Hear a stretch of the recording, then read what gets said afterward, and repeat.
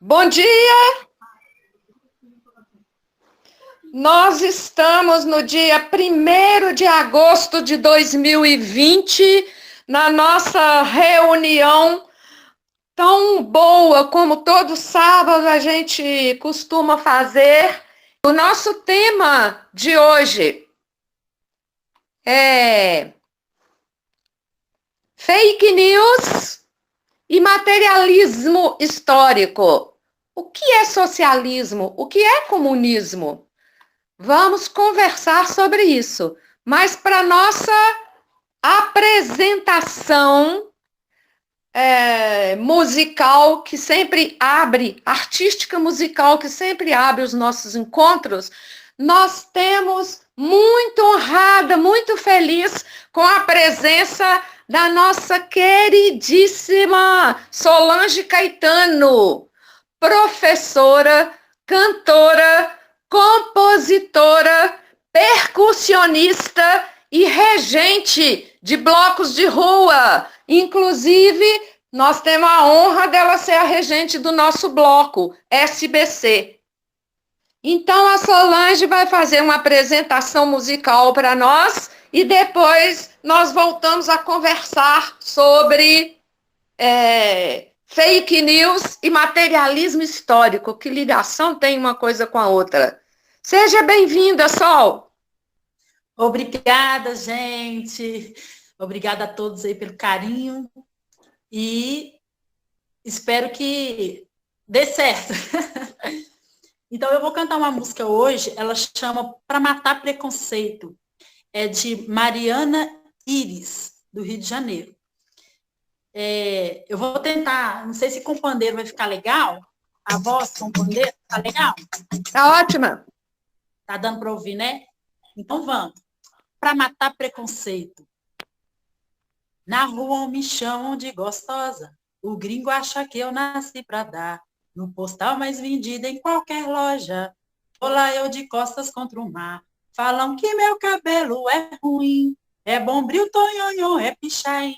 O olhar tipo porta de serviço. É o miço invisível contra mim.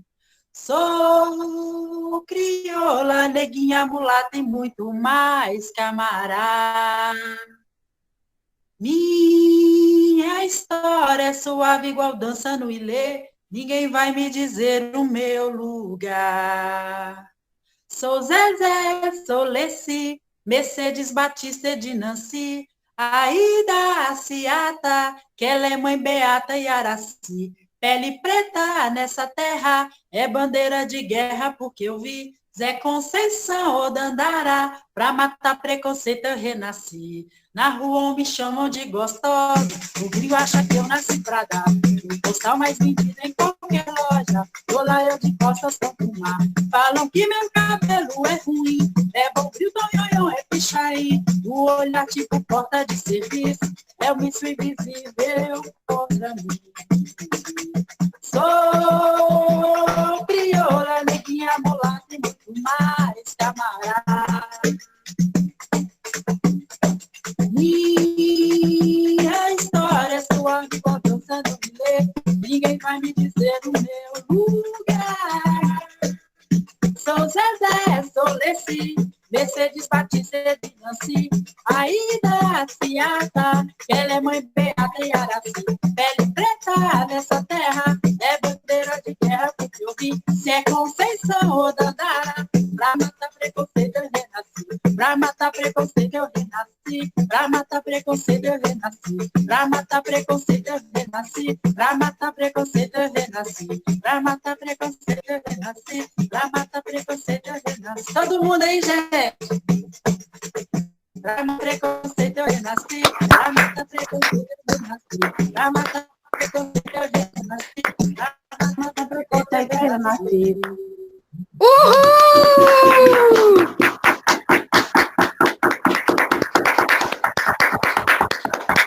Muito bem. Obrigada, Sol! Maravilha! Todo mundo abriu o microfone e bateu palma. Que lindo! Bom demais, Sol! Obrigadíssimo! Continua aí com a gente, viu? Tá, Um beijo. Beijão. Então, gente, nosso formato hoje de reunião é mais ou menos o formato de uma live. Pensem numa live. Eu vou ter convidados hoje. Olha que bacana. Além da Solange abrindo, eu vou ter um convidado ilustre. Mas eu primeiro quero falar, tá? Eu vou falar sobre um assunto importantíssimo, super pertinente a todas as pessoas. Diariamente, a gente está sendo vítima disso. Fake news. Mas assim, outra coisa que eu quero falar também é o tanto que eu estou aprendendo nesse período de pandemia, que é uma coisa muito boa, o tanto que a gente está trocando, o tanto que a gente está se enriquecendo. E tanto na pandemia quanto com essa decisão de me tornar pré-candidata, me enriquecendo muitíssimo com as trocas. Então, voltando à fake news. Na terça-feira, dia 30 de junho, eu tive eu sempre acompanho a Manuela Dávila, que é do nosso partido e que está sendo a mais cotada lá para a Prefeitura de Porto Alegre. Ela faz sempre live cedinho, 7 horas, 8 horas, e aí ela fez uma live com Orlando Silva, que é deputado federal pelo PCdoB, São Paulo. Tá? Eles fizeram uma live sobre fake news, que me chamou muita atenção. Então, assim, resuminho dessa live, como que é difícil fazer uma regulamentação desse assunto, tá? Porque qualquer regulamentação tem uma coisa, assim, sutil, um limite entre regulamentação e ferir a democracia. O único país que está um pouquinho mais avançado é a Alemanha, que tem o conceito de autorregulação, sabe?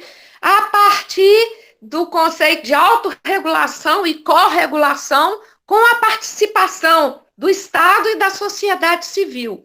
Aqui no Brasil, nós temos a PL 2630 desse ano, já de 2020, tá?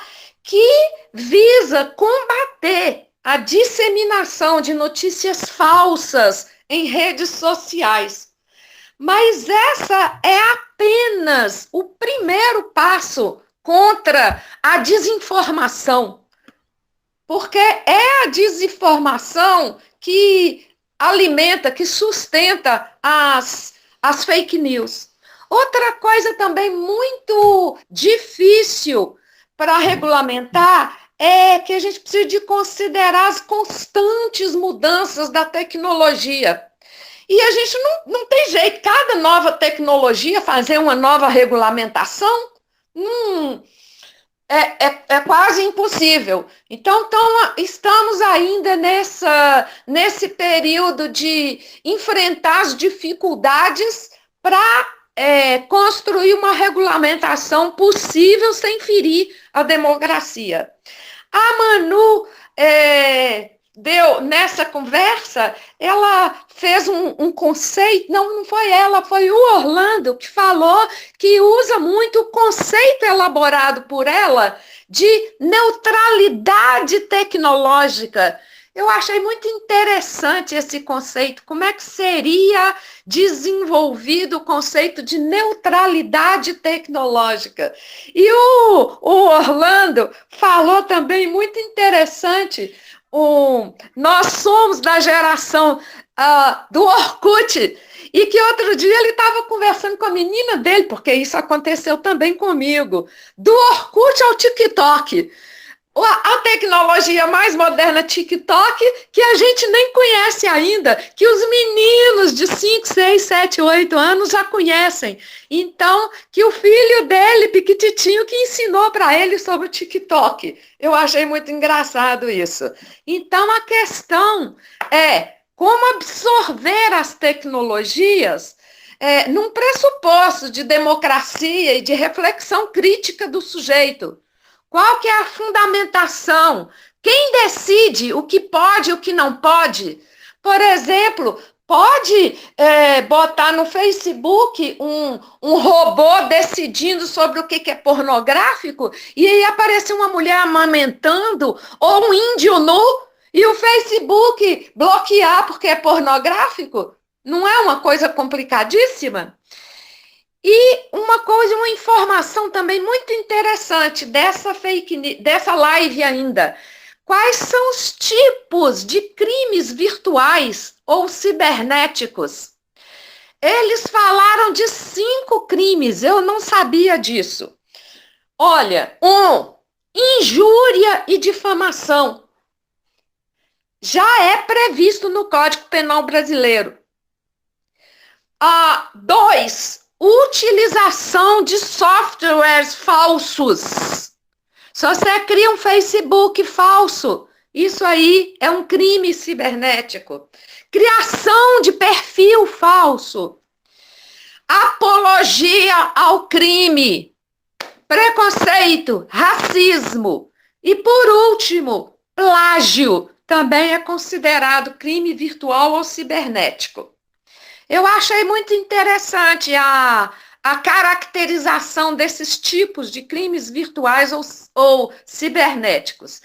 Aí eu gostei demais, foi muita informação para mim nessa live e procurei mais dados. E é interessante, buscando informação sobre o tema, eu me deparei com esse livro e tinha uma amiga que já tinha lido esse livro, aí eu nem comprei, pedi emprestado o livro, tá? Os Engenheiros do Caos, Giuliano da Empoli, de como as teorias de conspiração, as fake news e os algoritmos estão sendo utilizados para disseminar ódio, medo e influenciar as eleições.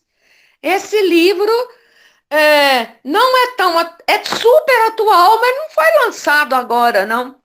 É um italiano que escreveu. E é um livro pessimista, gente, mas é um livro necessário da gente ler. A internet, eu vou tentar fazer um resumo para vocês, né? Sabe, a tecnologia, e particularmente a internet, é um instrumento de uma revolução democrática destinada a arrancar o poder das mãos de uma casta de profissionais da política e entregá-lo ao homem comum. Ele escreve isso, entre aspas, sabe?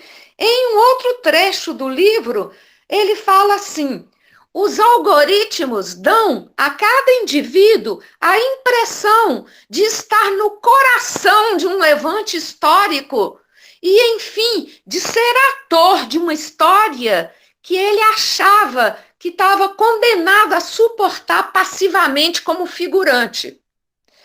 Aí, segundo ele, é nesse ambiente que os extremos conseguem ganhar protagonismo nas disputas eleitorais. O jogo não consiste mais em unir pessoas por um denominador comum, mas, ao contrário, inflamar as paixões do maior número possível de grupos, de pequenos grupos, para, em seguida, reunir esses pequenos grupos à revelia. Para conquistar uma maioria, eles não vão convergir para o centro, e sim unir-se aos extremos. Pensem nos políticos que seguem exatamente essa lógica do Empoli. Por exemplo, aqui no Brasil, as igrejas, elas são contra a política armamentista do governo, elas se opõem ao debate sobre a legalização do jogo no Brasil. e, ao mesmo tempo, apoiam isso que está no poder. Não é uma contradição? Então, é isso, campanhas contraditórias convivem sem nunca se encontrarem. Não existe por parte dessas bases uma cobrança de coerência política das lideranças. Então, olha só, gente, ligando isso com outros conhecimentos. Michel Foucault, há 40 anos atrás, escreveu como se fosse um prognóstico para agora. Entre aspas, o povo, como massa compacta, foi abolido em benefício de uma reunião de indivíduos separados. Então, tem uma pessoa que nós conhecemos, que eu não gosto de falar o nome, provavelmente nunca leu Foucault, mas já entendeu isso há tempo e aplica isso. Enfim, esses fenômenos estão ocorrendo no Brasil e no mundo, onde o populismo de direita se instala. Esse livro, conta a história de um marqueteiro italiano, Gian Roberto Casaleggio, que percebe, lá, no princípio dos anos 2000, que a internet vai revolucionar a política. Aí, ele contrata para o papel de uma espécie de avatar de um partido que não existe, na verdade, um partido fake. E um comediante italiano que chama Beppe Grillo que foi contratado como avatar. Eles criaram um partido fantasma, um partido fake. E fizeram, inclusive, um movimento 5 estrelas, chamou o movimento 5 estrelas, e faziam uma pesquisa sobre os anseios da população. Então, tem um pressuposto, sabe, nessa construção, nessa lógica, que notícia ruim tem mais poder de multiplicação. E daí eles foram multiplicando um certo rancor. E aí esse movimento deu origem a uma política populista na Itália. E isso acontece, de certa forma, foi acontecendo desde princípio de 2000, no mundo todo. Sabe o que eu achei de exemplo prático lendo o livro? Por exemplo, a fala de políticos que se elegeram falando que não era político. Isso, para mim, é a coisa mais idiota que se tem a falar. Como que a pessoa fala que não é político e se elege com o slogan de não ser político? Outra coisa, os ataques à imprensa é uma coisa também, é um fenômeno desse movimento. Sabe outra coisa também? Há pouco tempo, a pessoa tomando café da manhã numa mesinha e comendo pão com manteiga. É óbvio que isso não é verdade, é óbvio que isso é fake, mas isso gera identificação, tipo um cara igual a gente, comendo pão com manteiga de manhã. E ele, o autor, mais ou menos assim, conclui, sabe? Moderação, debate político civilizado, já era, não existe mais. O bom é espalhar mentira, sabe? Para dar fake news. É isso que elege. Isso é muito sério, gente. Isso é muito sério, tá? Imagina, eu lembrei também de um caso que a gente contava lá em Salinas assim. O cara foi confessar com o padre e falou assim, que falou mal de uma pessoa, que fez uma fake news, naquele tempo não tinha fake news, fez uma fake news de uma pessoa. Aí o padre deu para ele a penitência de matar uma galinha e tirar todas as penas e botar num saco.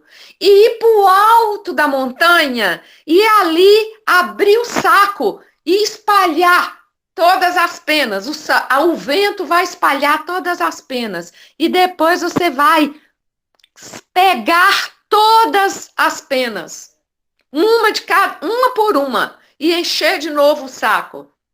Impossível, né? Então, assim, o estrago está feito, a fake news é espalhada e gera consequências, sabe, seríssimas para a vida, para a nossa vida, para o nosso cotidiano e para a política, né? Porque debate sério agora, sabe, é difícil fazer, mas como disse o Jair, que saiu, né? A gente tem que sair, eu gostei da fala dele, a gente tem que sair da resistência e partir para a ação, né?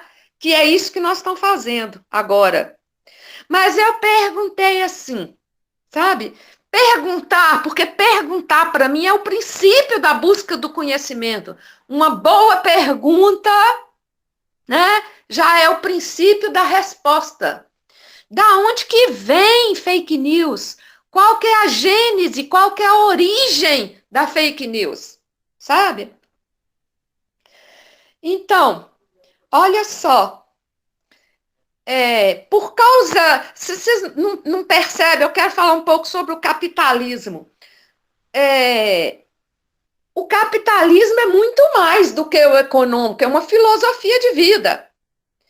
A competição é uma característica essencial, a estimulação da competição no capitalismo. Então, o ser humano gosta muito, é uma característica do ser humano, de ver o outro se ferrando, do que de ver o outro bom. Gostar de ver o mal do próximo. É cultural, ou melhor, é uma característica que faz parte do ser humano e que é alimentada por esse sistema. Não é que o ser humano é assim por natureza. Tá? É uma característica do ser humano, o ser humano tem características positivas e negativas. E o sistema alimenta essas características. Num outro lugar, eu li assim, achei interessante a expressão, o fodismo comparativo. A gente é foda porque o outro é uma merda. Eu me lembrei também de um autor, eu acho que é a Hannah Arendt, no livro A Violência. Ela tem um trecho que fala assim, ela critica Aristóteles. Aristóteles, que falou que o ser humano é um animal racional, ela critica. Nós usamos muito pouco essa característica que nos diferencia do animal, a racionalidade. Nós somos essencialmente comparativos. E por isso o fodismo comparativo. A gente se acha foda diminuindo o outro. Isso é horrível, é uma característica que a gente deve combater. Enfim, trata-se de um livro desesperançoso. Eu ainda estou falando sobre o livro, agora que eu vou entrar no marxismo cultural. Mas falando ainda, é um livro desesperançoso. E eu, particularmente, eu sou esperançosa, até por posição política. A serviço de que está a desesperança? Eu acho que a desesperança está muito mais a serviço do reacionarismo, a serviço da dominação. Eu acho que a gente precisa da característica esperança como análise da realidade precisa e clara para transformação, para luta. Então, aí acontece uma coisa interessante comigo. Quando a gente está motivada num assunto, Parece que as coisas caem nas mãos da gente. Claro que isso não é verdade. A verdade é que quando a gente está motivada para algum assunto, a gente busca coisas, né? Assim, e vê, enxerga coisas que quando a gente não está motivada, a gente nem enxerga, né? A gente vê, quando a gente está motivada, a gente enxerga coisa que está passando na frente do nariz da gente e a gente não vê.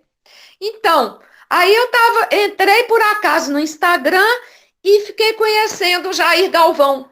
E ele tem um material no YouTube, e eu fui ver o YouTube dele e ele fala sobre o marxismo cultural. Segundo a extrema-direita conservadora, o marxismo cultural seria uma estratégia da esquerda de destruir o capitalismo pelo cultural, o tal do inimigo imaginário. Aí eu pensei assim, nos anos 60, quem era esse inimigo imaginário? E quem é ainda esse inimigo imaginário? O comunismo. Agora, quem são os grandes inimigos da direita? Do reacionarismo, do conservadorismo, do fascismo? Quem? Quem? Mulheres, LGBTQI+, e etc. São minorias que querem o direito de se afirmar. Esses são os grandes inimigos da direita, né? E aí, como nós já vimos uma teoria da conspiração da direita, ela só se sustenta pela mentira, pelas fake news, a mamadeira de piroca, né? O que a esquerda diz, falamos sobre o tema?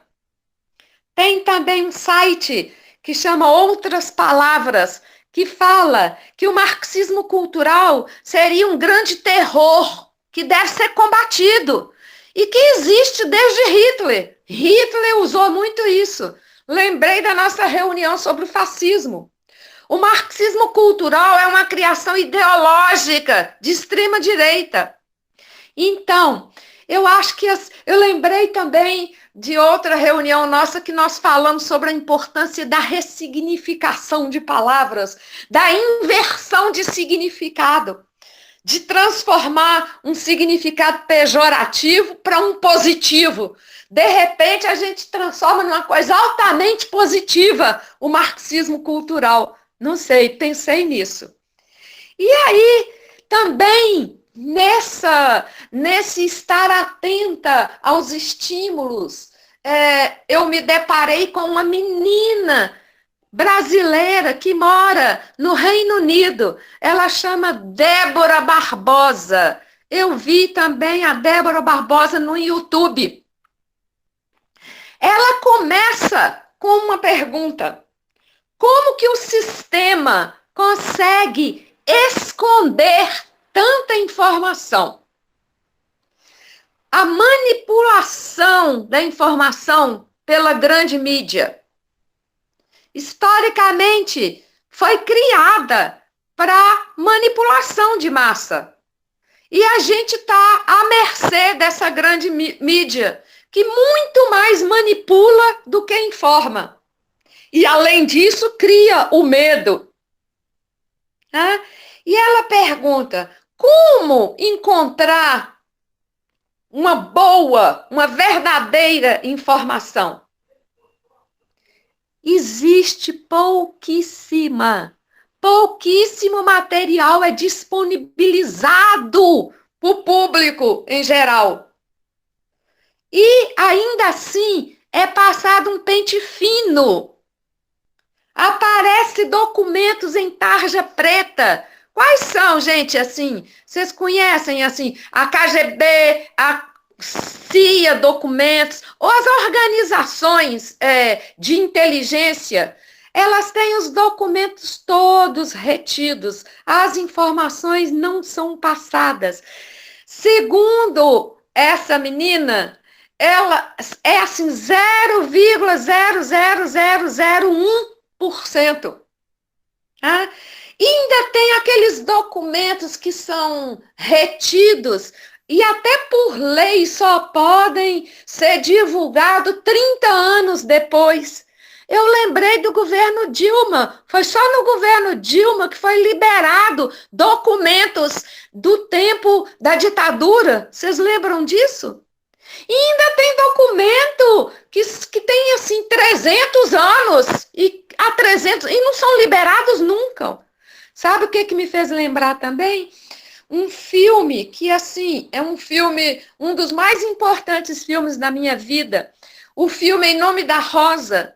É um padre detetive visitando mosteiros lá no século XII para desvendar casos de morte dos padres que estavam morrendo envenenados e não se sabia por quê.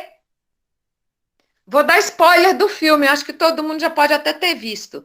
Ele descobriu que os padres que entravam na biblioteca, e tinha uma parte da biblioteca proibida, eram os livros apócrifos, os livros proibidos.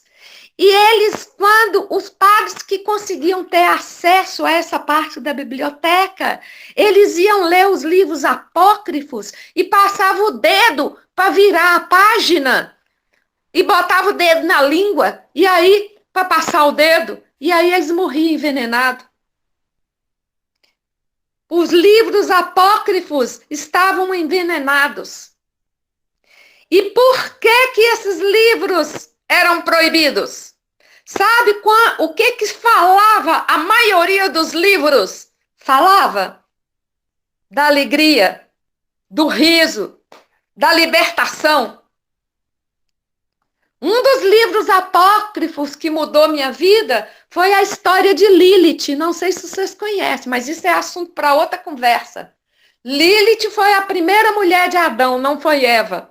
Depois a gente conversa sobre isso. Voltando a Débora, e já concluindo, daí a importância da consciência crítica, que a gente falou na semana passada, ou de decodificar, a importância da gente decodificar as informações da grande mídia, de ver nas entrelinhas. E mais ainda, é um comportamento que a gente deve ter. Perguntar, fazer pergunta, conversar, estudar, essas coisas. Tá? Então, aconteceu uma ótima conversa numa reunião, sabe? E parece que aparentemente não tem nenhuma ligação, nós encontramos todas as ligações, sabe? Pensando ainda, 3 grandes fake news no Brasil. Para concluir, 3 grandes fake news no Brasil. A primeira delas, o descobrimento do Brasil. Gente, descobrimento no Brasil? Ó, os livros falam, quer dizer, as crianças aprendem. E de que maneira que isso é, sabe, que se faz a cabeça da pessoa? Exatamente sobre a hegemonia europeia, né? Sobre o domínio europeu. Nunca na vida foi descobrimento. A palavra certa é invasão. Segunda grande fake news, que eu acho que teve consequência seríssima até hoje. A princesa Isabel aboliu a escravidão. Isso é uma péssima fake news. Vocês percebem como que isso invisibiliza toda a luta das pessoas escravizadas na época e agora? Repercute a princesa Isabel aboliu a escravidão, repercute tem como consequência a não apropriação dessa luta enquanto sujeito. Tá? E terceira grande fake news, que lá na época, lá nos anos 60, pós Segunda Grande Guerra, aconteceu a Guerra Fria, né? Essa polarização entre Estados Unidos e União Soviética. E aí se espalhou pelo mundo, para o mundo ocidental, né? Estados Unidos, América do Sul, de que comunista come criancinha. Para gerar o medo! Comunista é uma coisa tão ruim, mas tão ruim, que sabe, comunista come, gente, comunista é antropófago. Ô, Jesus, toma conta, tá?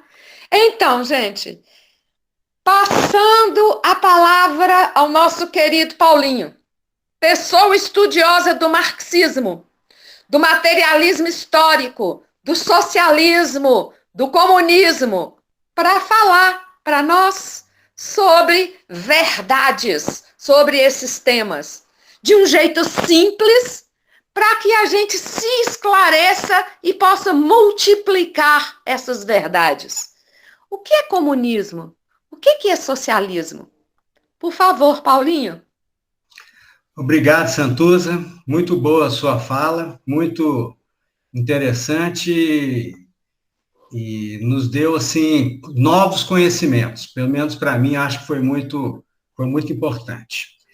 Eu fui perguntado outro dia pela Cleonice que eu não sei se desse grupo, mas alguém teria feito uma pergunta sobre qual que era a diferença do socialismo e do comunismo. Aí eu comecei a escrever alguma coisa para a Cleonice, para dar uma visão geral, e acabou que isso virou, então, um tema para a gente discutir, né, tentando uma ligação com esse tema que a Santuza colocou, né, vamos dizer assim, é um nome mais pomposo, né, que a modernidade e a tecnologia trouxe para mentira, né, fake news, né?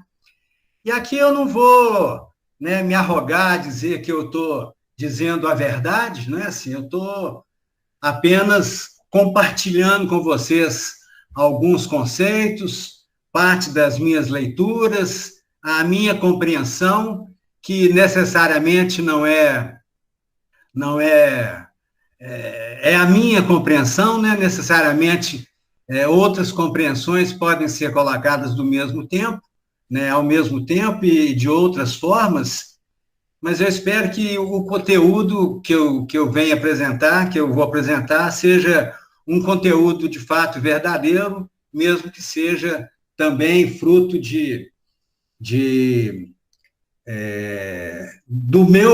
da minha apropriação, e que, como temas, né, de ordem também filosófica, assim, a gente pode ter pode ter uma variedade grande de compreensões. Então, eu vou começar falando, né, se eu dei um título aqui, de conceitos básicos da evolução do universo e da humanidade. Não daria para a gente ir direto, eu acho, para o socialismo e para o comunismo, sem a gente, talvez, entender um pouco mais sobre como é que isso tudo começou, não é? Eu, assim, me lembro aqui das minhas filhas, né? Outro dia eu conversando com a Paula sobre essa conversa que a gente teria, né? Assim, do início, do infinito, como é que começou, como é que acabou, como é que vai acabar.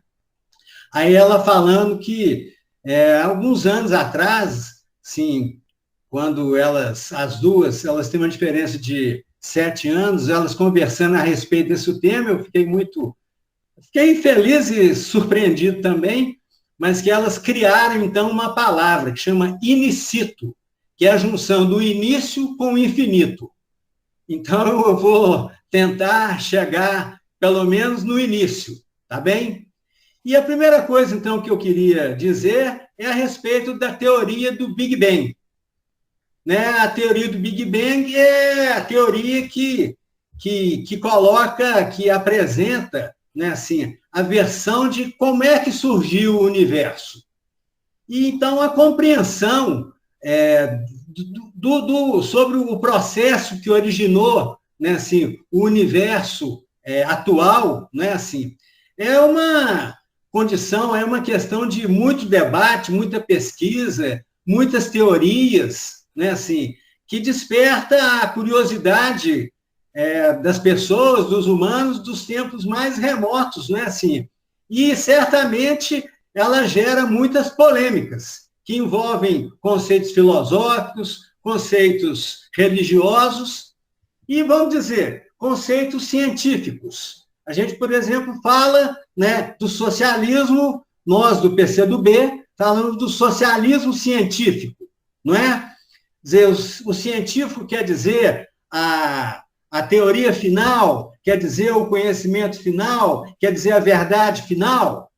Eu diria que certamente não, mas ele se arroga, enquanto científico, ser a explicação que fosse mais plausível para determinado conceito ou determinado movimento. Nesse sentido, então, a explicação, né, que é mais aceita sobre a origem do universo na comunidade científica é baseada, então, na grande explosão, Big Bang. Essa teoria ela se apoia, em parte, na teoria da relatividade do Einstein, que nasceu em 79 e morreu no ano que eu nasci, em 1955. Nos estudos do Hubble, nós temos, inclusive, o maior telescópio, né, que circula aí na nossa órbita, né, é o Hubble, que nasceu em 89 e morreu em 53, e do Milton Ramson, que nasceu em 91 e morreu em 72. E que eles demonstraram que o universo não é estático, e ele se encontra em grande expansão, ou seja, as galáxias vão se afastando umas das outras e, portanto, no passado, elas deveriam estar mais próximas que é hoje e, vamos dizer, até mesmo formando um ponto único. Ou seja, vamos dizer, vamos imaginar, o que gera uma pergunta que eu vou fazer também, mesmo no conteúdo do materialismo, né? A teoria do Big Bang, ela foi anunciada em 48 por um cientista russo que era naturalizado nos Estados Unidos, o Gamow, nasceu em 1904 e morreu em 68, um astrônomo e padre, o Georges Lemaitre, que nasceu em 94 e morreu em 66, e então, segundo eles, o universo teria surgido após uma grande explosão cósmica, vejam só, entre 10 e 20 bilhões de anos atrás, e o termo explosão refere-se a uma grande liberação de energia que cria, então, o espaço e o tempo.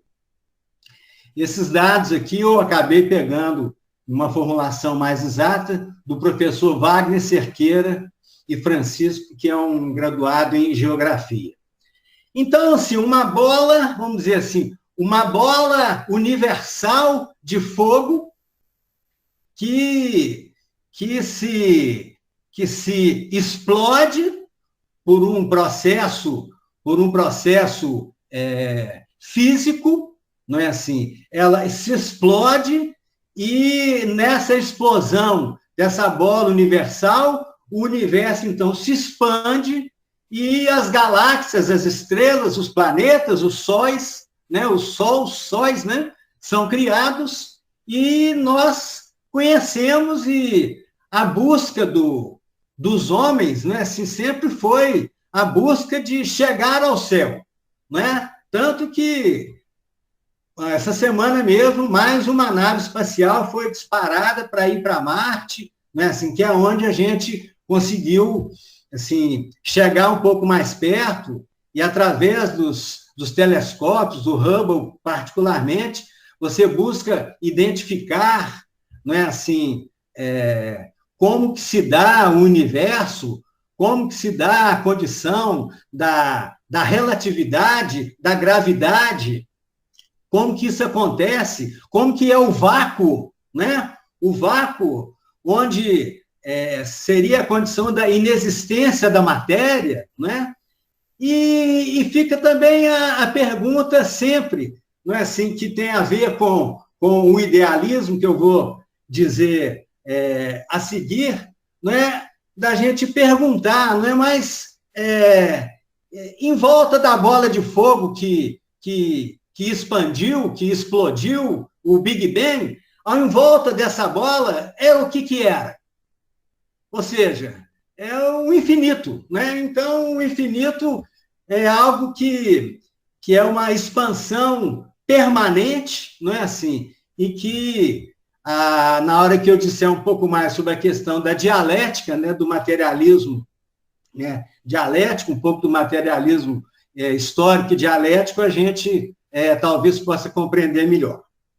Eu pulo de imediato para a questão do idealismo e do materialismo, né? Que são duas filosofias, são modos de pensar o mundo, né? Assim, que têm características distintas, bastante distintas, onde, na realidade, há uma contradição em si mesma, né? Assim, na condição daquilo que seria o idealismo, naquilo que seria o materialismo.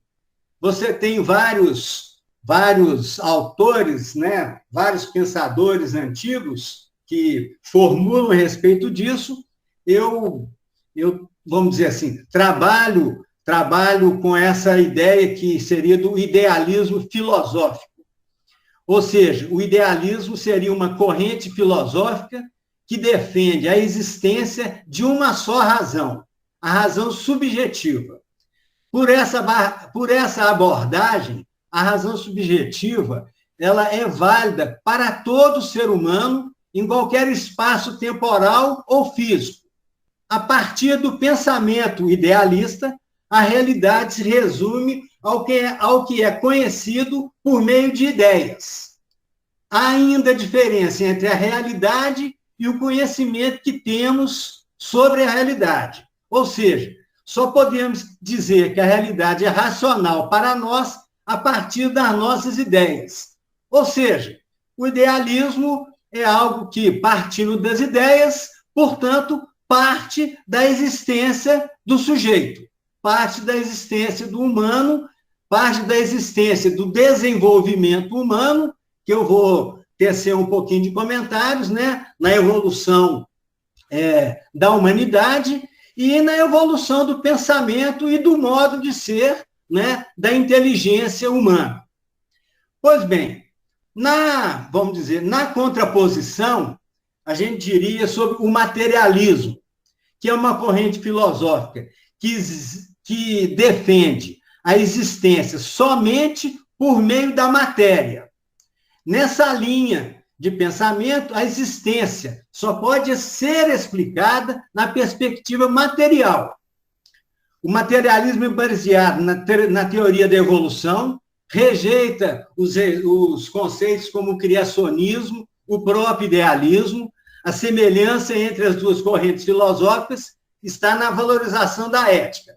Ou seja, assim, de uma maneira mais simplificada, e eu não quero criar uma polêmica, eu não quero fazer nenhum ataque, assim, às crenças das pessoas, não é? Mas o materialismo, ele não concebe a condição de um ser supremo, Deus, que um dia, né, eu não me lembro bem, eu já fui católico, praticante, militante, já vesti batina, já ajudei muito padre, muita missa e tal, mas, de fato, as teorias do materialismo, né, antes eu era idealista, crente em Deus, na condição de que, olha, é isso, Deus existe, Deus sempre existiu, não é? E Deus criou o mundo, criou o céu, criou a terra, e depois criou o homem, depois criou, né? Eu achava até, o Santos, que era o Adão, criou a Eva, né? Criou a Eva, então o mundo evoluiu a partir daí, e, portanto, Deus era o Senhor de tudo. Mas eu me perguntava antes, pois bem, mas e antes de Deus? Não, essa pergunta era uma pergunta impertinente, porque Deus é onipotente, onipresente, não é? Então, Deus é o infinito, não é? Quem sabe a gente vai dizer isso, né? Deus é o infinito, o pensar do infinito, né? O pensar do inicito, não é? É uma condição, não é, de criação, mas não é, não é? A criação, ela se dá, né, assim, a partir da matéria mesmo, da grande explosão, que é a teoria que eu estou defendendo, e nessa grande explosão existiu uma condição de, vamos chamar de temperatura e pressão, aonde exatamente nesse planeta Terra, não é assim, com a sua característica e distância do Sol, a sua gravidade, não é assim, e com os elementos, né, hidrogênio, lítio, oxigênio, não é assim, que existiam, criaram condições, não é assim, para que se desse a matéria orgânica, não é assim, e a matéria orgânica, num processo de evolução, não só ela chega aos animais, né, assim, mas chega também aos homens. E a gente, então, diria, mas o que distingue, né, os homens dos bichos? Não é assim? É a inteligência? Sim, a inteligência, ela existe de uma maneira superior, né, na condição humana. Mas os bichos também são inteligentes. Os bichos também têm inteligência, né? Instinto também, mas também têm inteligência. Os bichos também aprendem. E a gente diria, então, o que distingue os homens dos bichos seria exatamente aquilo que a gente chama do trabalho social. Né? Não bastou, né, assim, nos primórdios, no comunismo primitivo, que eu vou dizer, apenas a vivência, né, a existência e o nascimento e a evolução e vamos dizer assim, a chegada da humanidade na Terra, né, assim, ela precisou, né, viver, comer, e ela foi se desenvolvendo, né, dentro de vários processos, e nesses processos a gente chega, vamos dizer assim, a uma condição de pensamento, então, que distinguiria. Não, nós não fomos criados, né? Nós não fomos criados por Deus, né?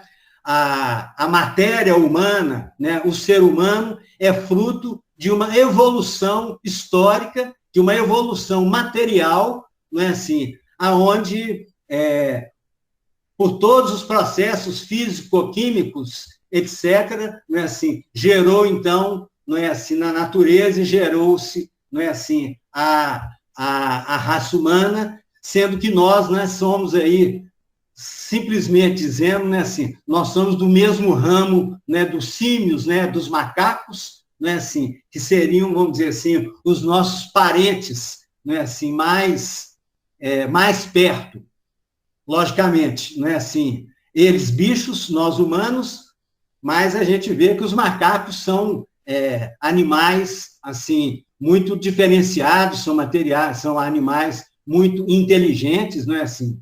E, inclusive, na própria aparência, né, a gente vê aí esses mapas, essas linhas do tempo, né, assim, do desenvolvimento humano, do desenvolvimento do cérebro humano, do formato, do tamanho do homem, não é assim? Até a gente chegar hoje nessa condição do Homo sapiens sapiens.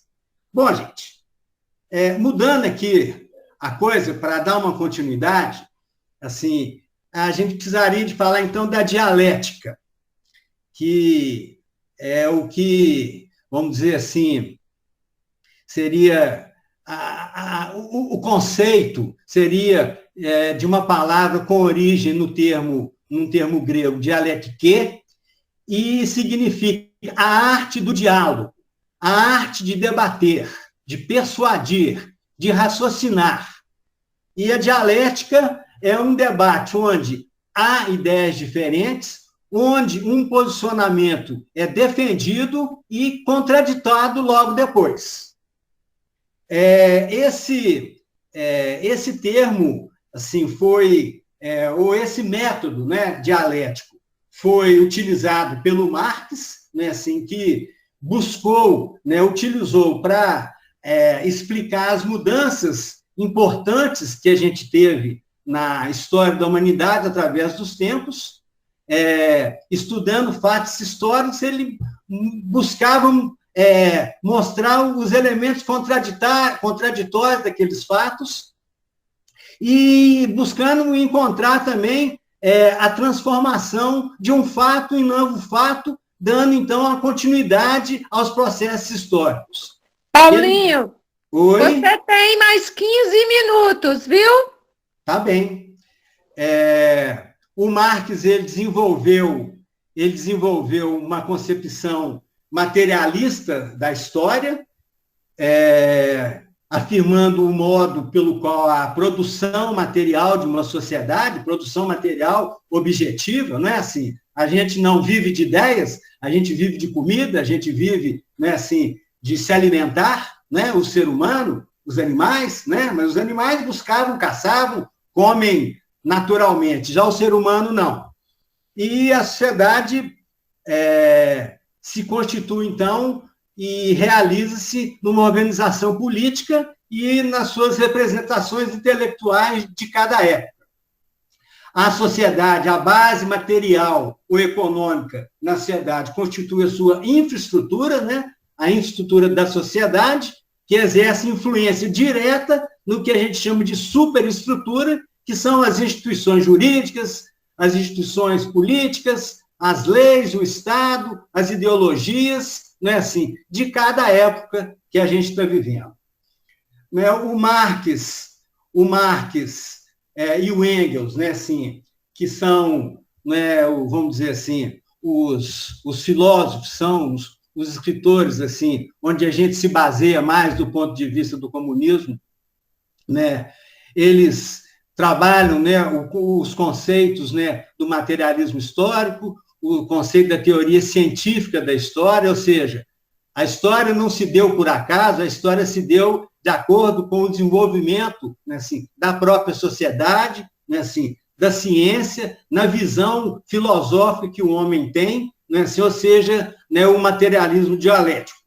E nesse conceito a gente coloca as forças produtivas, as relações de produção, o modo de produção, né, os meios de produção, a infraestrutura, a superestrutura, a determinação de uma instância pela economia, né, a economia, ela, vamos dizer, rege a sociedade, a classe social, a luta de classe, a transição e a revolução.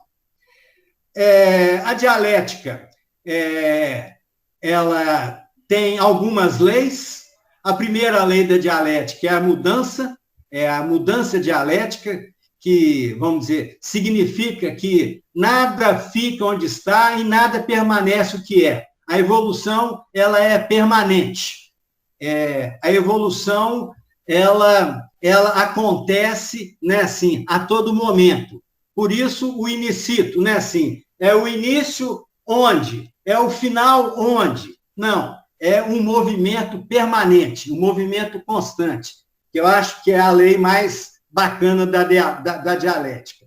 A segunda seria da ação recíproca, né, que faz a análise do processo evolutivo da sociedade, não é? A terceira seria a contradição, onde as coisas se transformam no seu contrário. A dialética, então, ensina que as coisas não são eternas, que elas têm um começo, elas têm um meio e têm um fim, que é a morte.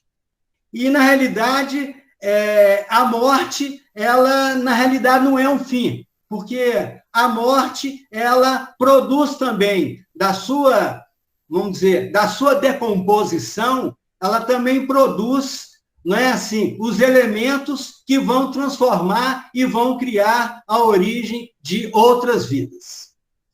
E a quarta lei, que é a lei do progresso por saltos, que é a questão da quantidade virar qualidade. O exemplo que eu acho mais simples da gente compreender é, por exemplo, a ebulição da água. Você coloca a água lá no fogo, você vai chegando, a temperatura vai aumentando na água, ela vai a 50 graus, é água, a 55, a 90 graus, a 99,9,999. Quando chega a água a 100 graus, né, assim, ela muda de qualidade, ela vira vapor. Então, assim, isso também acontece na sociedade, né? O exemplo que estava colocado aqui, o sujeito é candidato, né, a ser eleita, a Santura é candidata a ser eleita, né, a ser vereadora, e ela vai precisar de 4.500 votos, por exemplo. Mas se ela não tem 4.500, ela tem apenas 4.499 votos, ela não é eleita. Mas se ela tem um voto a mais, ela é eleita. Ela era candidata a vereadora, aí ela passa a ser vereadora. Ou seja, muda a qualidade pela quantidade, né, se nós chegamos a esse ponto. Eu queria falar também, né, que eu acho importante, sobre a questão do controle do fogo, que foi uma condição fundamental para a vida dos homens, não é assim?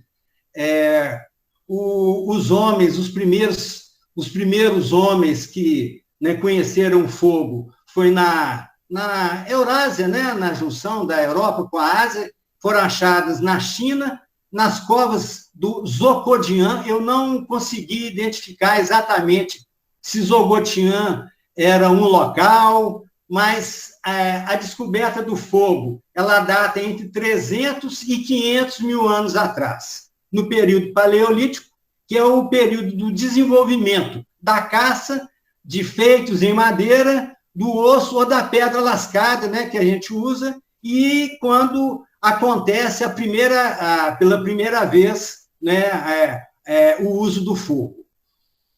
Na antropologia,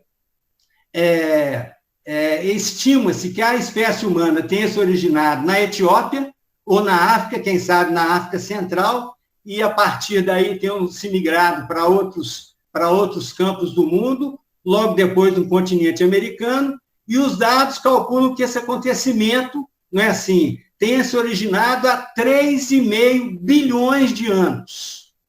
Os hominídeos dessas épocas, né, nessa época, eram criaturas que viveram num período de 5 a 1 milhão de anos antes de Cristo, e, segundo os pesquisadores, houve um período de desaparecimento desses hominídeos, que eles chamam de um elo perdido, que não se sabe exatamente, e nesse período os ancestrais se afastaram dos símios, né, dos macacos, né, dando esse elo perdido a esse paralelo. Para finalizar aqui, rapidamente, a teoria do surgimento do homem, não é? Ela coloca a condição que eu falei, né? O que diferencia o homem dos animais é a sua capacidade criadora e pensante, e ao fabricar as ferramentas, não é assim? Ao se tornarem sedentários e aprendendo a semear, não é assim? Eles começam a ocupar os espaços, né? Começam a ficar, né, mais presos nos espaços e começam a desenvolver as ferramentas, aprimorar as suas habilidades, e isso, então, foi favorecendo também ao aumento do seu cérebro, né, assim, né, da sua inteligência, vamos dizer, e cria-se, então, o trabalho social, que é, então, o que vai diferenciar homens de animais. O homo primitivo, né, ele visualizava a pedra como um instrumento e começava a lapidar. Isso exigia um nível maior de imaginação e de percepção. E essas técnicas, como o ato de lascar a pedra, o raciocínio do homem primitivo evolui, permite a preparação para outras atividades mais completas. O surgimento do homem né, os australopitecos, né, viveram no período paleolítico ou da pedra lascada, há 3 milhões de anos. Não é assim? O Homo habilis, né, habita o planeta Terra há 2 milhões de anos. O Homo erectus viveu há 1,5 milhão de anos atrás. O Homem de Neandertal, que a gente ouve mais falar, não é assim? Ele aparece há 100 mil anos atrás, já com um cérebro nessa época de 1.500 centímetros cúbicos, não é assim? E pertencendo a um primeiro ramo de Homo sapiens. O homem de Cro-Magnon surgiu há 70 mil anos, e o homem sapiens, vejam bem, somos nós, não é assim? Surgimos há 12 mil anos. Ou seja, diante do inicito, diante do infinito, diante do surgimento, não é? Nós somos ainda uma pulguinha, não é? Nós somos ainda muito de uma pulguinha na condição do tempo, né? E hoje o nosso cérebro é um cérebro na faixa já de 1.500 a 1.600 centímetros cúbicos. Finalizando mesmo, né, assim, apenas para localizar a evolução social da humanidade, a gente começa no comunismo primitivo, chamado comunismo primitivo, que era uma sociedade sem classes, né? As pessoas viviam buscando, comiam aquilo que a natureza produzia, raízes, frutas, não é assim? E iam se desenvolvendo, e numa vida gregária, né? O ser humano é um ser gregário, ele vive junto, ele não vive isoladamente, então ele, né, na sua vivência comunitária, né, assim, nesse momento, ele vive como um todo nos seus espaços, né, de ocupação, né, na Terra, no planeta, e nós não temos classes sociais. Vamos dizer, é um período de bastança. O que tinha na sociedade era suficiente para que aquelas pessoas não morressem de fome, né?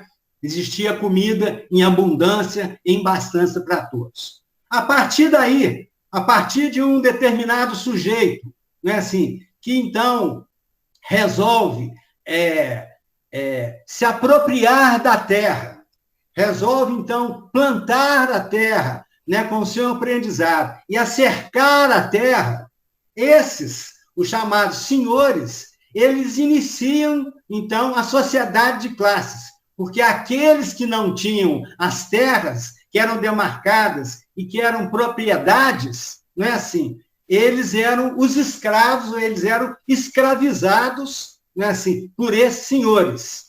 Daí, então, o escravismo, não é? E o desenvolvimento da luta de classes, não é? A luta, então, entre os senhores e os escravos. A seguir, nós vemos no desenvolvimento o feudalismo, né? Os senhores também, que eram proprietários, né, dos espaços, mas a sociedade precisando do desenvolvimento de outras ferramentas, né, do desenvolvimento, né, material das coisas, né, assim, os burgueses, né, assim, chamados, então, porque moravam nos burgos, eles, então, fabricavam as coisas e serviam, né, assim, aos senhores, né, aos proprietários. Daí a gente evolui ao capitalismo, onde os burgueses, né, assim, através de um processo, todos esses, né, processos revolucionários, os burgueses tomam o poder, não é assim, passam a ser dono, né, dos meios de produção, não é assim, desenvolvem também meios de produção e precisam de quem? Precisam dos trabalhadores, e aí a gente chama dos proletários, não é assim? E a máxima do capitalismo é o lucro máximo. Chegamos para, né, finalizar ao socialismo científico, quando os proletários, não é assim, através de um processo revolucionário, hoje nós dizemos, através de um processo revolucionário feroz, porque os donos do poder, os burgueses, eles, né, assim, contêm os trabalhadores, não é através das ideias, eles contêm através da força. Então, os proletários, eles tomam o poder, eles são conduzidos no nosso aprendizado e na nossa teoria, eles são conduzidos pelo poder político, não é assim, do Partido Comunista, não é assim? E os ex-patrões e a outra classe, não é assim, são os ex-patrões e os proprietários. E a máxima, então, que vai distinguir, fundamentalmente no capitalismo, é que, nesse momento, todo mundo tem que trabalhar. No capitalismo, os burgueses não precisam trabalhar, eles vivem de renda, eles vivem das heranças, das joias. Não, no socialismo científico, todo mundo vai ter que trabalhar. Evidentemente, seriam outras condições aonde o homem vem em primeiro lugar do que o capital. E no comunismo, é uma sociedade sem classes sociais, onde se supera a maioria que já estava no poder antes, o capitalismo, a minoria que era o poder, né? Naturalmente, então, o que parece mais natural, né? A maioria passa a comandar no socialismo, e no comunismo, numa evolução maior da humanidade, a gente passa a ter uma sociedade sem classe, onde a máxima é a cada um segundo a sua necessidade. Era isso, gente. Desculpa aí se eu falei demais, mas falar é bom e esse tema não é simples assim da gente resumir. Eu espero que eu não tenha sido simplista e vocês me apontem aí o que eu posso melhorar. Muito obrigado. Paulinho!